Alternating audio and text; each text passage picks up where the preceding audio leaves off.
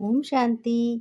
आइए सुनते हैं 17 अप्रैल 2025 की मीठे मीठे प्यारे प्यारे मीठी मीठी शिव बाबा की ज्ञान मुरली और ईश्वरीय महावाक्य। आज परमपिता परमात्मा शिव बाबा ने कहा। कौन कह रहा है? परमपिता स्वयं भगवान अपने भक्तों से और बच्चों से कह रहे हैं। क्या कह रहे हैं? कह रहे हैं, बच्चों, भगवान एक तुम्हारा रूहानी डॉक्टर भी है। वो किस लिए है? कि एवर हल्दी बनाने वाला है तुम्हें। यहाँ तुम देही अभिमानी होकर बैठो। देही अभिमानी माना अपने को आत्मा समझकर बैठो। देह का अहंकार छोड़ दो और अपने को आत्मा समझो। प्रश्न में शिव बाबा ने कहा, धंधा आदि करते भी बच्चों तुम्हें कौन सा डायरेक्शन बुद्धि में याद रहना चाहिए। भगवान स्वयं अपने बच्चों से कह रहे हैं कि बच्चों, तुम्हें हर कर्म करते हुए अपने इस ज्ञान मुरली, शिव बाबा की ज्ञान मुरली, उनकी याद तुम्हें ऐसी होनी चाहिए कि तुम्हारा बिल्कुल एवर हेल्दी हैप्पीनेस बन जाए, क्योंकि तुम बहुत सुखी बन जाओ। क्योंकि दुखी थे ना, दुखी से तुम्हें सुखी बनना है। इसलिए बाबा ने कहा कि तुम सब कुछ याद करो, साकार आकार को याद न करो। कभी ये नहीं कहना चाहिए कि हम बहुत बिजी हैं, समय नहीं मिलता। तुम काम धंधा करते भी याद में रह सकते हो। काम धंधा करते हो और याद भी करते हो, याद में रह सकते हो। इसलिए तुम बच्चों को बहुत ही सुखी रहना चाहिए, क्योंकि भगवान मेरे साथ है और मेरा कर्म श्रेष्ठ है। मेरा भाग्य बहुत अच्छा है। बिल्कुल भी देह में अहंकार नहीं होना चाहिए। जैसे भगवान स्वयं निराकार है। निराकार है भगवान। शिव बाबा है, परमात्मा है, शिव शक्ति है। तो बाबा ने कहा उत्तर में, बाप का बच्चों डायरेक्शन है, तुम किसी साकार और आकार को याद नहीं करो।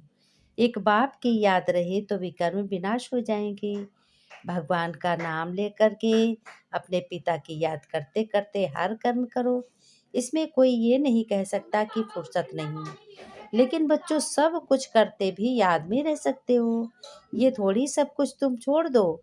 अपना कर्म भी करते चलो, भगवान की याद भी करते चलो। कहा भी जाता है, कर, काम करते रहो, याद करते रहो। बाबा ने कहा, ओम शांति बच्चों। मीठे मीठे रूहानी बच्चों प्रति बाप का गुड मॉर्निंग। गुड मॉर्निंग के बाद बच्चों को क्या कहा जाता है? बाप को याद करो। और बुलाते भी सभी लोग हैं कि हे भगवान, हे परमात्मा, पतित पावन आकर मुझे पावन बनाओ। भगवान को याद करो। रूहानी भगवान, रूहानी परम पिता परमात्मा तो सबका एक ही है, अलग अलग थोड़ी है। भगवान ने कहा कि मैं फादर सबका हूँ, सभी आत्माओं का पिता हूँ। तो जितना हो सके बच्चे पहले पहले बाप को याद। भगवान ने कहा, सिवाय एक बाप को बिल्कुल सहज है। ये मनुष्य भी कहते हैं कि हम बहुत बिजी रहते हैं, मुझे कोई फुर्सत नहीं। परंतु इसमें तो बच्चों फुर्सत सदैव है। भगवान तुम्हें युक्ति बतलाते हैं। ये भी जानते हो, बाप को यानी सत्य पिता परम पिता को याद करने से तुम्हारे क्या भस्म होंगे? पाप भस्म हो जाएंगे। मुख्य बात है, यह धंधे आदि की कोई मना नहीं करते। याद करो विकर्म विनाश हो। तो तुम समझते भी हो, साधु संत ऋषि मुनि आदि सब साधना करते हैं और भगवान से मिलने की। जो सब तक उनका परिचय ना हो तब तक तो मिल नहीं सकते भगवान। कोई भी नहीं मिल सकता। कोई मनुष्य अगर परिचय ना हो तो क्या किसी को पहचानेगा? नहीं पहचानेगा। तो बाप का परिचय यानी भगवान का परिचय दुनिया में कोई भी नहीं है।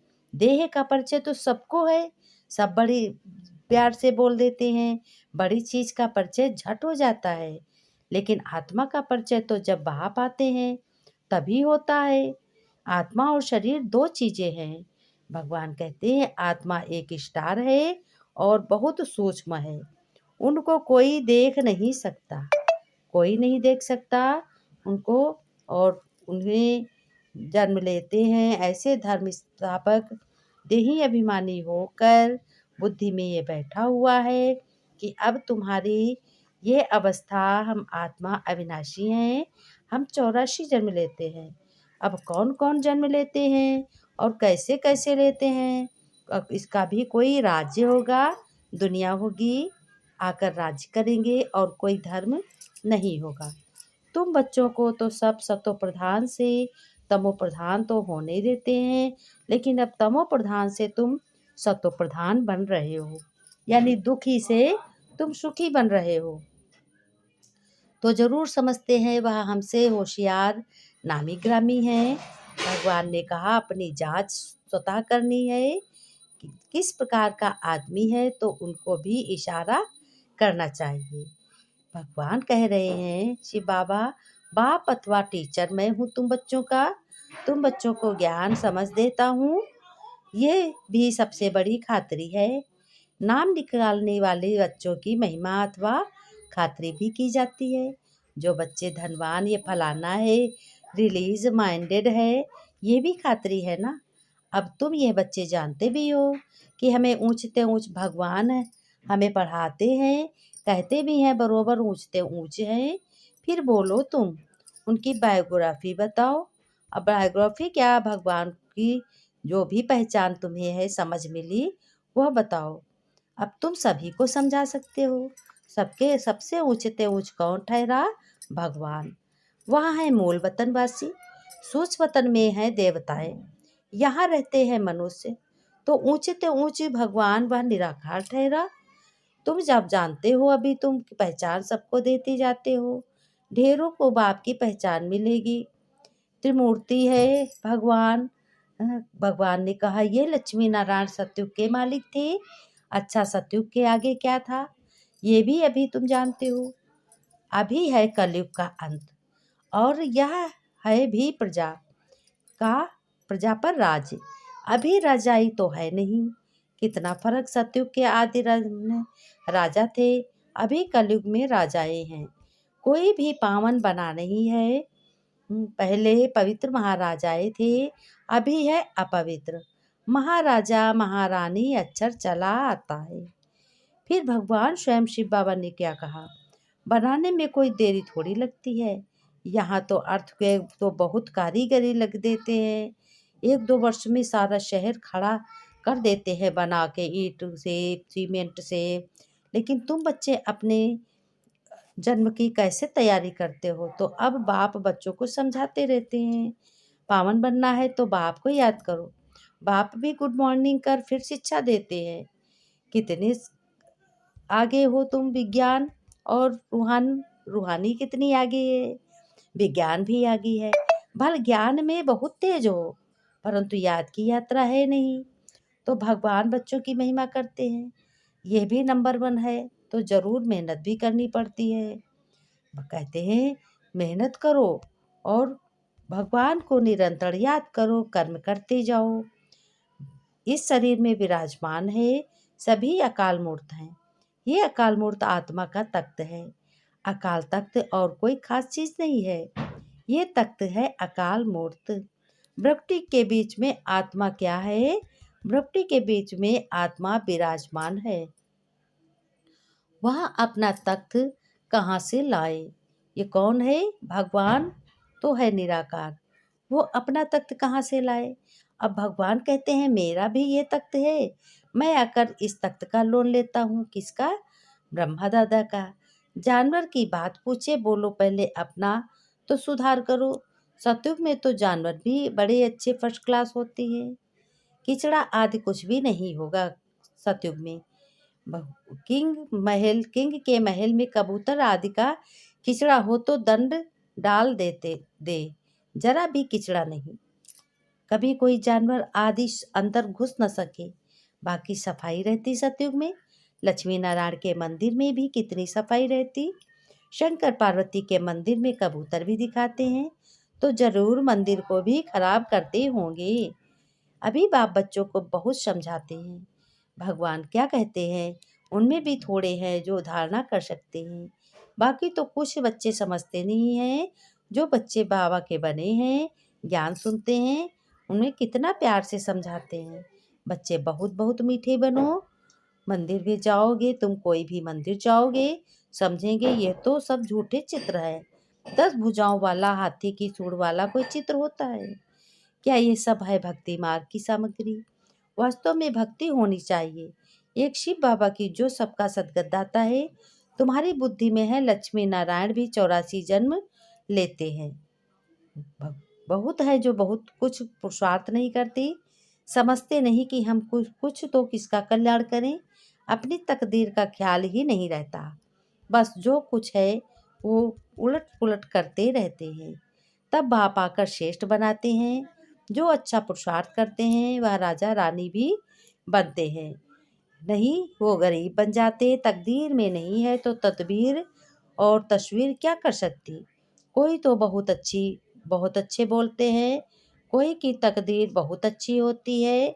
तकदीर बना लेते हैं, हर एक अपने को देख सकते कि हम क्या सर्विस करते हैं, कैसी तकदीर हमारी है।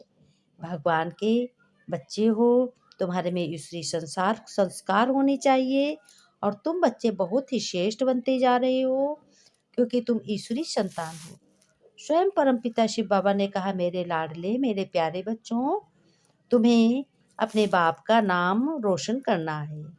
मीठे मीठे बच्चों ने ये गीत कहा। हम मीठे मीठे सिक्के लदे बच्चों प्रति बाप दादा का याद प्यार और गुड मॉर्निंग। रूहानी बच्चों की रूहानी बाप दादा को नमस्ते। रूहानी बच्चों की रूहानी बाप दादा की याद प्यार नमस्ते नमस्ते। गुड मॉर्निंग बाप दादा, गुड मॉर्निंग बाबा शिव बाबा, शुक्रिया शिव बाबा, धन्यवाद शिव बाबा, ये बच्चों ने कहा। धारणा के लिए मुख्यसार बाबा ने कहा, रूप बसंत बन मुख से सदैव तुम्हारे क्या निकलने, ज्ञान रतन निकालने हैं। बहुत बहुत मीठा बनना है, कभी भी पत्थर की तरह कटु वचन नहीं निकालना है। ज्ञान और योग में तीखा बहुत बन अपना और दूसरों का कल्याण करना। अपनी ऊंच तकदीर बनाने का पुरुषार्थ करना है। अंधों की लाठी बनना है। वरदान में बाबा ने कहा, त्रिस्मृत स्वरूप का तिलक धारण करने वाले तुम बच्चे संपूर्ण विजयी हो। स्वयं की याद से बाप की याद और ड्रामा की नॉलेज की याद आती है। इन्हीं तीनों याद से सारे ज्ञान का विस्तार समाया। नॉलेज के वृक्ष के यह 3 याद है। जैसे वृक्ष का पहले बीज होता है, उस बीज द्वारा 2 पत्ते निकलते हैं, फिर वृक्ष का विस्तार होता है। ऐसे मुख्य है बीज बाप भगवान की स्मृत, फिर 2 पत्ते अर्थात आत्मा और ड्रामा की सॉरी नॉलेज। इन 3 स्मृतियों को धारण करो। वाले वह भाव वह संपूर्ण विजयी भाव के वरदानी बन जाते हो। स्लोगन में बाबा ने कहा, प्राप्तियों को सदा सामने रखो तो कमजोरियां सहज समाप्त हो जाएंगी। प्राप्तियों को कंबाइन करो। अव्यक्त सारे कंबाइंड रूप स्मृति में सदा विजयी रहो। संगम युग पर तुम ही सब ब्राह्मण हो, अकेले नहीं हो। भगवान का अपने में कंबाइंड का अनुभव करो, इमर्ज करो। ऐसे नहीं कि बाप तो है ही मेरा, साथ है ही नहीं, लेकिन प्रैक्टिकल अनुभव इमर्ज करो तो ये माया का वार नहीं होगा। माया हार खा लेगी। सिर्फ घबराओ नहीं बच्चों। भगवान ने कहा, मैं तुम्हारे साथ हूँ। क्या हो गया, हिम्मत रखो। बाप के साथ यानी भगवान के साथ को याद में रखो तो विजय आपका जन्मसिद्ध अधिकार है। जन्मसिद्ध अधिकार है। हर कर्म में सफलता को प्राप्त करते हो। घर बार में बहुत प्रेम से रहना है। किसी को दुख नहीं देना है। कटुक वचन पत्थर की तरह नहीं बोलने हैं। सभी से प्यार करना है। घर गृहस्थ की संभाल करनी है। कुछ भी छोड़ना नहीं है। अच्छे कर्मों तब ध्यान दो। भगवान की याद में हर कर्म करो। ये नहीं कोई कर्म छोड़ दो। धंधा धोरी छोड़ दोगे तो क्या आगे अपने परिवार की संभाल करोगे। अपने परिवार की संभाल करनी तो ये मुख्य बात है। भगवान ने कहा, जो बच्चे जो भक्त कर्म करते करते मेरी याद करते हैं, उनके सदा मैं समीप रहता हूँ। उनके सदा मैं हृदय में वास करता हूँ। उन बच्चों के साथ मैं हर समय रहता हूँ। हर कर्म में उनको सफलता प्राप्त होती है। इसलिए सभी से ये अनुरोध है। भगवान ने कहा है कि सभी को अपने कर्म करते करते भगवान की याद करनी है, आपस में भगवान की चर्चा करनी है। ओम शांति। अगले वीडियो में कल फिर मिलेंगे। ओम शांति।